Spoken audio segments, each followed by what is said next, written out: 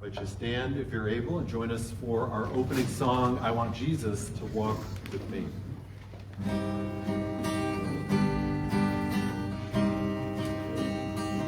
I want Jesus to walk with me. One of the most frustrating things about the issue is there isn't really a place for people who don't fit all the way on one side or all the way on the other side. And I find myself very much caught in between. I want Jesus to walk with me.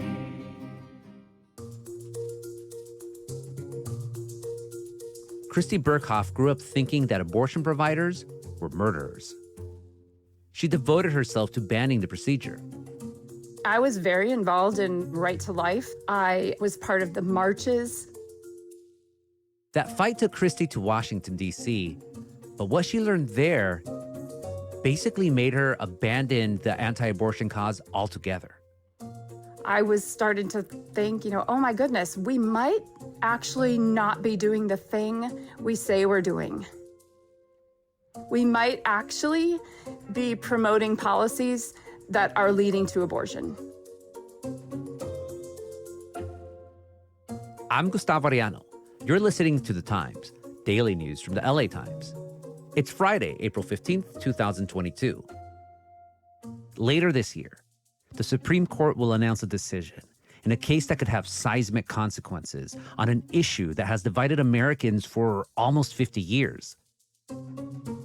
The constitutional protection for the right to abortion. We will hear argument this morning in Case 19-1392, Dobbs versus Jackson Women's Health Organization. General Stewart. Mr. Chief Justice, and may it please the Court, Roe versus Wade and Planned Parenthood versus Casey haunt our country. They have no basis in the Constitution. They have no home in our history or traditions. In anticipation of the Supreme Court making this decision, The Times is looking at the issue from a number of perspectives. Today, the complicated story of how evangelicals mobilize around restricting abortion and one woman's place in all of this. My LA Times colleague, national correspondent Jaweed Kaleem, he recently met up with Christy. She's a worship coordinator at a church in her hometown in Michigan. Jaweed, welcome to The Times. Hi, Gustavo. Thanks for having me. Glad to be here. So you've actually known Christy for a few years now. How did the two of you meet? Yeah, I actually met Christy Burkhoff several years ago. In 2020, I was in Holland, Michigan, and this was part of the 2020 election coverage we were doing. And I went there to go profile a pastor who had quit his job at his church because they were too pro-Trump for him. And as part of that reporting, the pastor introduced me to his friends and this small community of liberal Christians that he's come to know. I've learned that every time I'm in this room, I am moved by smart, moving conversation. And one of them was Christy. We sat in her backyard shed and got to chatting. I kept in touch with her since, but never really reported on her herself. But she was such an interesting character that I had to go back. So Holland, Michigan, what's it like there? Holland, Michigan is such an interesting place. First of all, it's freezing. It's very cold. It's beautiful also, woodsy and right next to the Lake Michigan on the western side of Michigan, small town of about 30,000 people. It's a mostly white town and a majority conservative Republican town. It's Trump country, Ottawa County it's called. There's churches everywhere. You see billboards left and right. During the election, you would see Trump ones, and now, 2 years later, you see right to life, don't abort, various things like that, photos of babies on billboards in front of people's houses. So abortion is a really big subject there and has been for a long time. So Christy's the worship coordinator of a church there, and her husband, Brian, he's the pastor. What's their story? They run the United Church of Christ, Holland United Church of Christ. Well, good morning, friends. Good morning. Welcome to worship here at Holland UCC. It is so good to be back together. They began this church, actually, they had their first meeting, I believe, the weekend after Donald Trump won. Wherever you are tuning in from. And so this church has been kind of very political from the beginning. Welcome. We are a community of justice, peace, and affirmation where everyone is welcome to the table. We believe that no matter the shade of your skin, how you identify, who you love, or where you are on your journey, you are a beloved child of God. They march in women's rights marches. They march in LGBTQ pride events. They're one of the few very openly gay affirming churches in the area. They accept and promote the role of women in church. You know, I live in West Hollywood. You'd find it everywhere. But in Holland, Michigan, you know, these are things that really can make you lose your family and friends. Feel free to take a moment and stand if you're able and offer a word of peace or a hello to someone who's near you.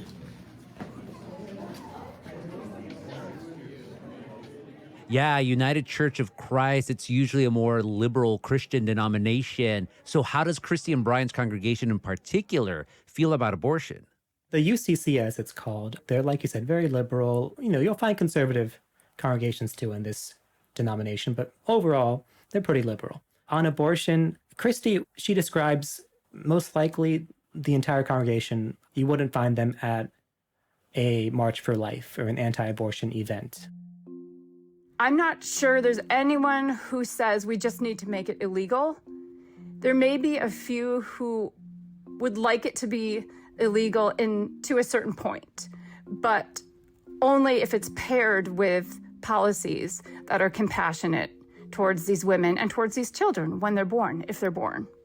But they have mixed views like anybody you would encounter. They're not all on the same page. Some people are, nope, I am absolutely pro-choice, 100%. There's people from this congregation who have had abortions or considered them. There's people who know family who have had abortions. And there's people who take that stance of, personally, I'm against it, but I would never want it to be outlawed. That it needs to be legal and healthy and available. So we're kind of all over the board.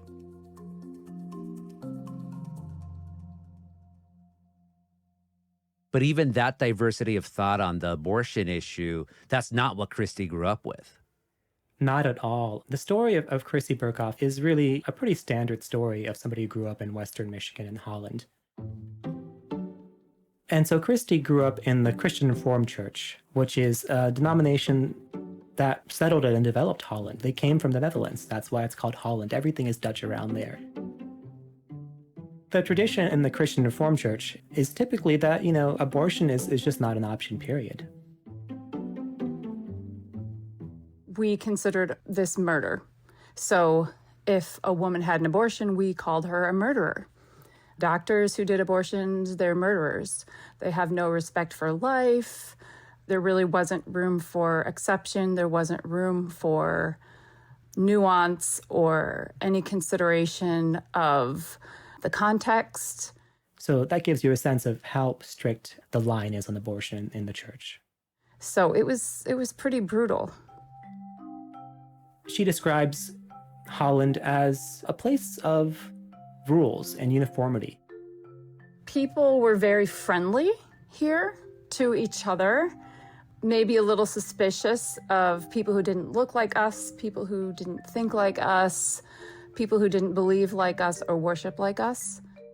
If you're not in with what others believe, you're out. You're an outcast. And she was in. Coming up after the break, what Christy learned when she took the abortion fight from Michigan to Washington.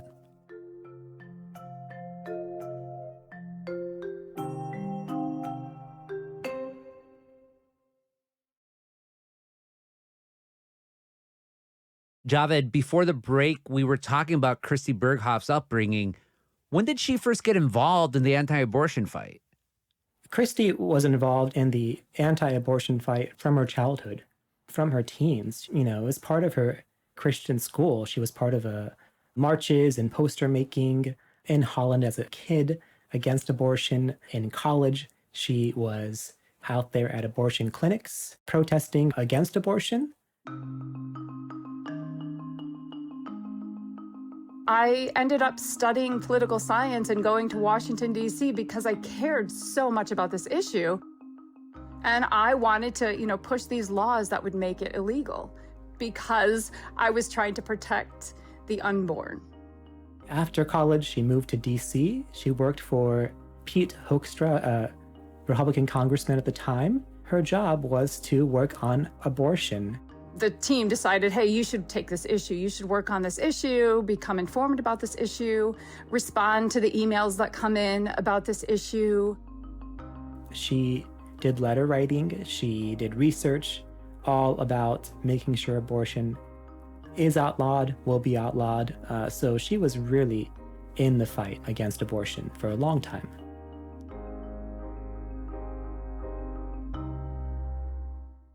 So what changed her mind? It was leaving Holland, Michigan that changed her mind and going to D.C. She went there to be a, pro-life activist, essentially. What happened when she was there was D.C. is politically, it's mixed, racially, it's diverse, people from all over the country and world, and all kinds of Christians there, not just conservative evangelicals or Christian Reformed church people. Something else happened to Christy as well, which is she began to see how, in her view, abortion was not just a moral or religious issue. She began to see it as a political wedge in a way. The first time I really started thinking, I'm onto something here, that we're not doing what we're saying we're doing, that we're misleading people for political purposes, when I started hearing kind of joking conversation between members of Congress who were saying, well, we have to keep the abortion issue alive because we got to keep the evangelical vote. The evangelicals need to be angry about this. That's how they're going to vote for us. So hearing that kind of rhetoric and that kind of dialogue just angered me to the core. It just became very apparent that the abortion issue was the carrot that they needed to dangle in front of the evangelical voter to keep them following them.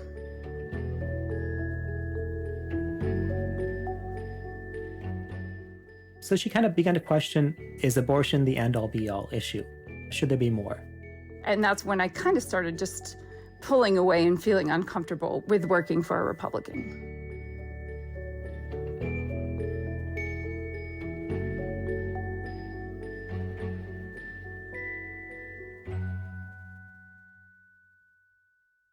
So after I worked with a congressman, I was so confused about who I was, what I believed. I did not know what to do. I knew I wanted to learn more about Jesus and what it would look like to take his teaching seriously. So I went to seminary after working on Capitol Hill. That's where I met my husband, and we got into church planting, so starting new churches. Eventually, that path took us back to Washington, D.C., where we started a church. So now we've got 4 kids. We're living in a neighborhood that's pretty low-income neighborhood. Our kids are in the public school. There's about a dozen white kids, and 4 of them were ours. So now I'm seeing a totally different perspective from the white, middle-class, Republican Christian community I grew up in. And she connected the dots between abortion and race as well. Oh, wow. How so? She mentioned this one thing to me, which I actually never really thought about this, but when you see a billboard with a baby's face on it and it's a pro-life billboard, oftentimes it's a white baby. She said it to me, and something lit up in my head. And I thought, oh, wow, I've never realized that how racialized even just the imagery around abortion is. That's a really interesting point. And it kind of gets to something that's interesting, just in general, the whole political dimensions of all this, because I think most people are aware of the link between Christian evangelical political groups and the anti-abortion movement, but they might be surprised that their mobilization didn't actually start with the Roe versus Wade decision. You know, when you say evangelical, usually you're talking about the Southern Baptist Church. That's the biggest evangelical group in the country.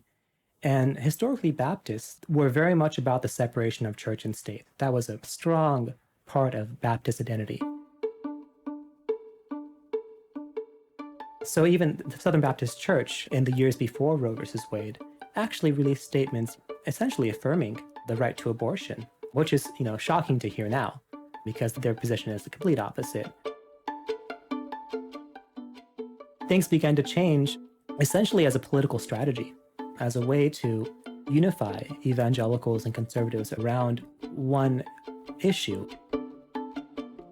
Something else that happened at the same time was desegregation, schools being no longer segregated or school busing happening, and various decisions around civil rights and race. And so there was a lot of racist anger, actually, and the anti-abortion cause was parallel at the same time.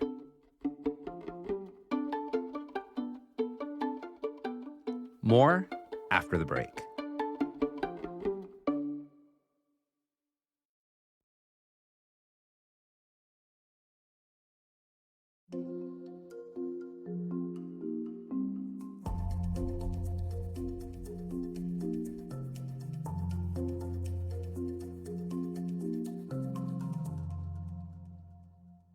And we're back with LA Times national correspondent Jaweed Kaleem. So Jaweed, Christy and her family eventually made their way back to Michigan after spending time in D.C. How were they received back home, not just by their community, but by their families? They both come from very conservative families who, for the most part, do not agree with them on politics, on abortion, on a variety of things. It's been hard for our extended family since we moved back here. And I think it's because, like us, they're passionate about following Jesus, but we have such very different experiences in the world. Some of my family members have just lived here their whole life. They've never left. This is the world they know. This is the experience they have. Christy actually lives on the same property that she grew up on. It's a big, large farmland plot.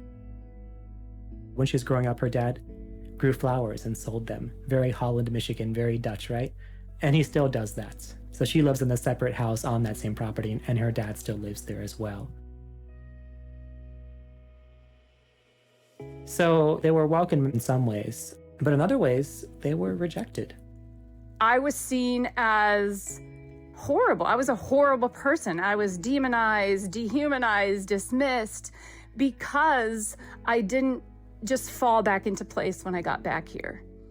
And there are people she went to church with, that she grew up with, high school with, college with, who will not talk to her.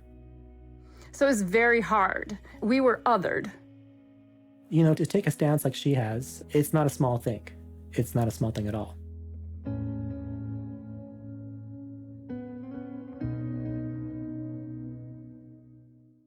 So how does Christy identify politically now?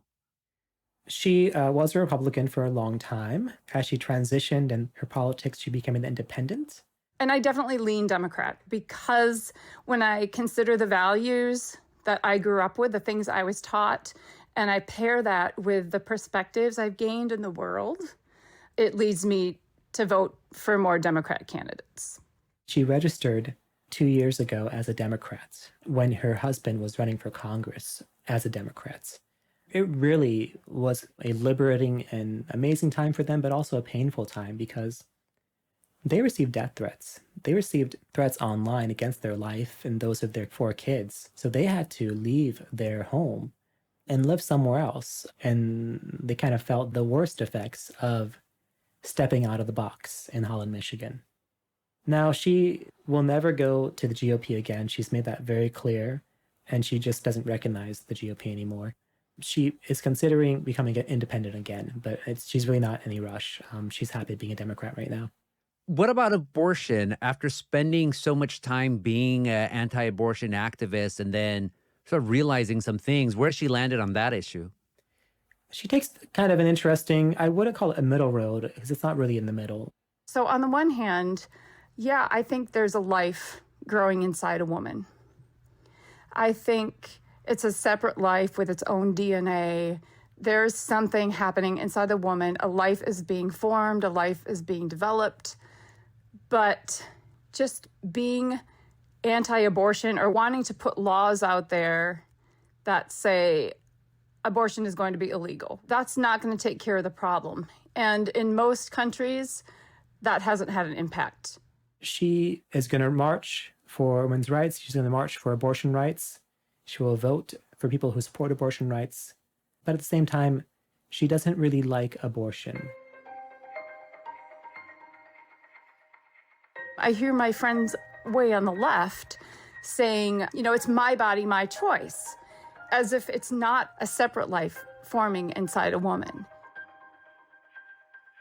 I don't like that rhetoric either, so I struggle with it. I really struggle with it. She does think it's equivalent to killing a life, but she sees that it's necessary in a variety of cases, and not just when the mother's health is in danger. And she thinks the best way to be pro-life, and she doesn't really call herself pro-life either, but the best way to support being pro-life, if that's how you're going to describe yourself, is not to vote against abortion rights or march against them. That hasn't had an impact on the statistics very much at all. So the things that do have an impact are providing contraceptives, access to affordable health care, access to living wages, access to childcare. Some of these are some of the biggest deterrents to a woman having an abortion or needing one in the first place. And I don't hear Republicans advocating for those things.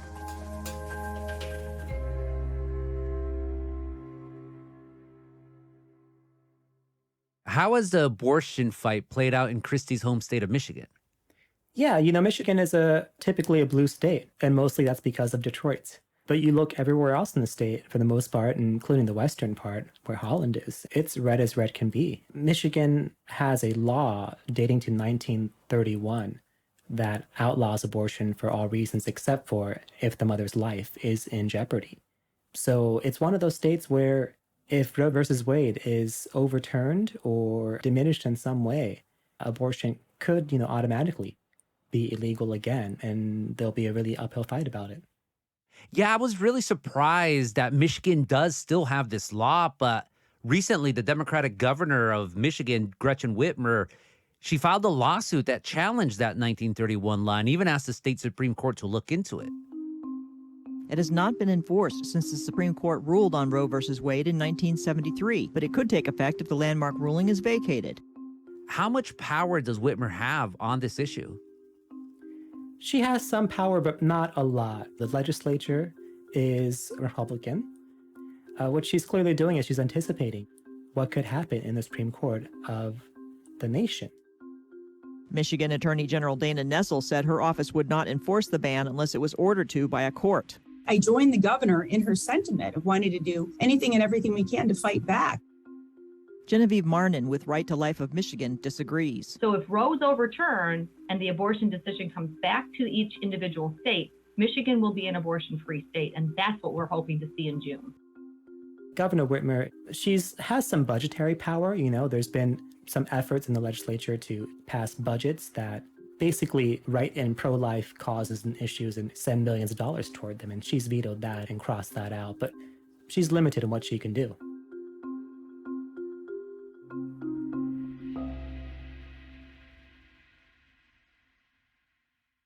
Finally, there's going to be this monumental decision by the Supreme Court this summer that might determine the fate of Roe versus Wade. Does Christie have any thoughts on how communities should handle that verdict, whatever it may be? One thing is that she's actually getting a PhD right now, and one thing she's studying is civil discourse, how people who disagree can live together and exist together in one community. So that's really a passion of hers. But also, she believes in people really mobilizing to help their communities. Is it people who need abortion care, who will need rides to Chicago or Pennsylvania, where if it's knocked down in the Supreme Court, it will still be available in those states, or a variety of other means? We need to provide access to healthcare. We need to provide access to childcare and living wages, for crying out loud. I mean, this is pretty simple, basic, kind of obvious stuff when you just stop and look at the landscape and hear the stories and see the faces of these women who have been struggling with this.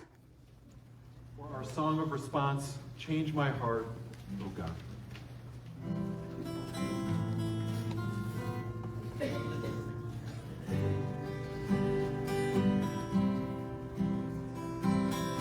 Change my heart, oh God. As well as she does believe in the power of prayer. She's very religious. Change my heart, oh God. May I be like Jaweed, thank you so much for this conversation. Thanks, Gustavo.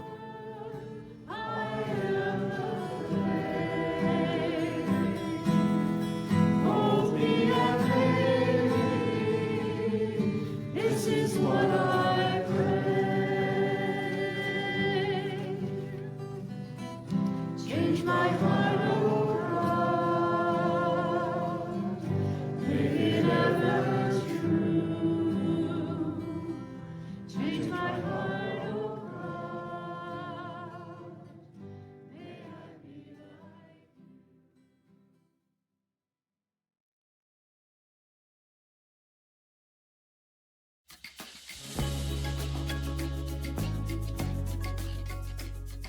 And that's it for this episode of The Times, daily news from the LA Times.